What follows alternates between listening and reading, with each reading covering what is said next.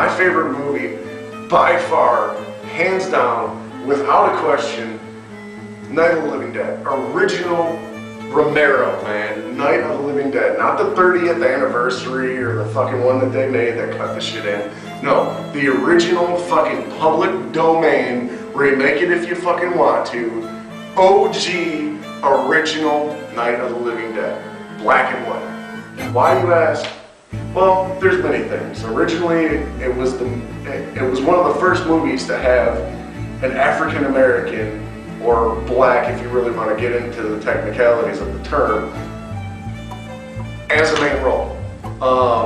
It pushed the fucking boundaries of the normal mentality in film. It did get a lot of bad cred because of that, of the racist stereotypes and, you know, saying that a black man wasn't needed in part of the film. But that man's role, by far, was the best out of everybody's. The passion he had in every scene, the emotion he brought forth, made that movie. Yeah. By far outdid Barbara's character. But the real essence, the real juice of that film that just I love is the struggle within. I mean, once those doors are shut and the windows are barred and the people come from the basement, there's just this hostility of survival. Every single ounce of them people is right there in that room. There are no trinkets, there are no material possessions, there are barely even fucking loved ones in that damn room.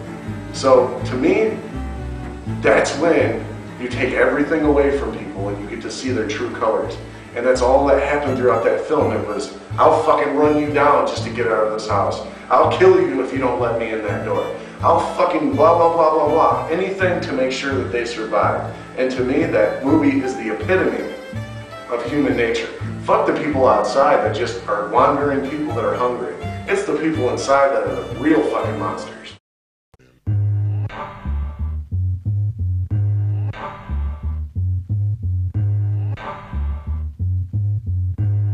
I've seen so many things that disgusted me. And if I was to see Violent J right now, I would literally sit down and verbally explain with detail all of these things that I've seen and make sure that he was very aware of how disgusted I was, and still am to this day, that he / Psychopathic Records hasn't taken some sort of action. All it would take would be for that grease-painted ass to stand on that stage one fucking time and say, hey, that girl you just grabbed her fucking tits? Yeah, all 9 of you? Well, you grabbed her tits and then the rest of you grabbed his fucking hand? That's my little sister. You want me to come down there and kick your fucking ass? If I ever see that shit done again, I swear to fucking God we'll never do this one more fucking time. And you'd hear a over the fucking crowd. And I guarantee the term of show a juggle that respect would have a new fucking meaning. But the fact that that power, that ability of influence is blatantly being disregarded, the only thing that's left in that example, monetary gain. Why say that? Why say that to those people? Because then that's however many fucking people that are gonna differ in fucking opinion from you, and they're gonna turn their back on you and less fucking money in your pocket. Well, guess what, buddy? The fact that everybody fucking belongs now and everybody has a fucking spot, it's turned shit into muddy fucking water. That's all it's fucking done.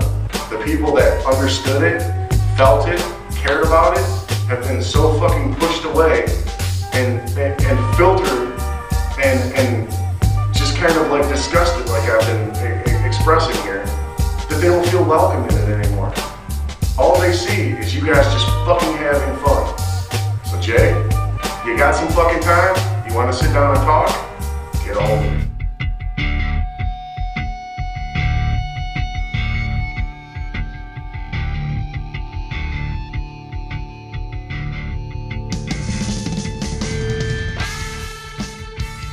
I'm not that big of a drinker. When I do drink, I drink and I get fucked up. In my later years, I've kind of grown an interest in knowing when I'm getting too fucked up, so I don't like to puke, you know? But this night, whoa. I started out drinking I can't even remember when I started out drinking, but I know that I ended up drinking Jack Daniels.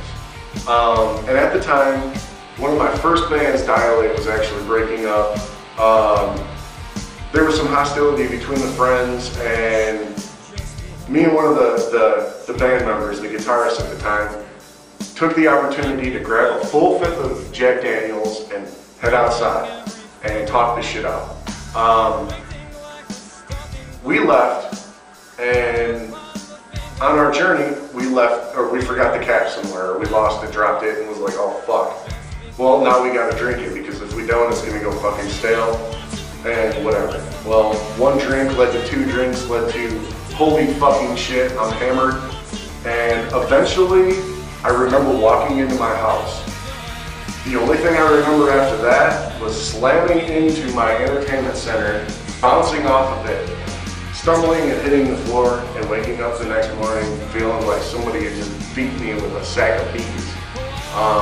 My son at the time had completely destroyed my room.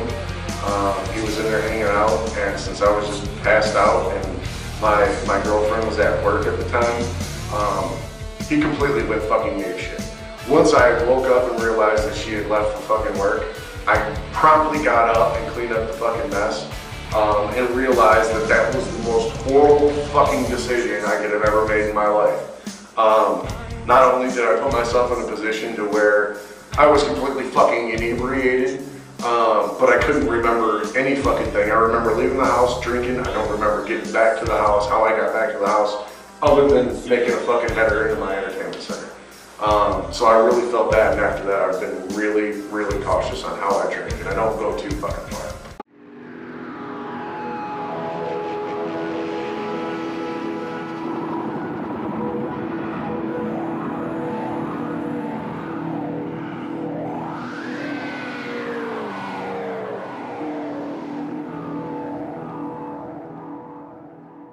It would have to be Maynard James Keenan of Tool, Perfect Circle, Pussifer.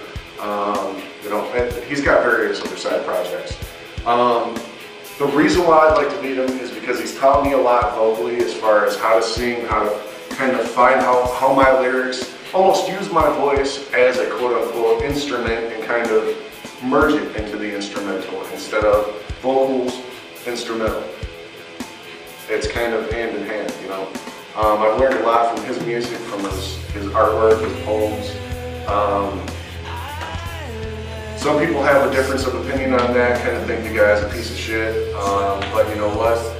Until you sit down with that guy and kind of break bread with him, you have no fucking clue other than what the media chooses to show you. I highly suggest checking out his music.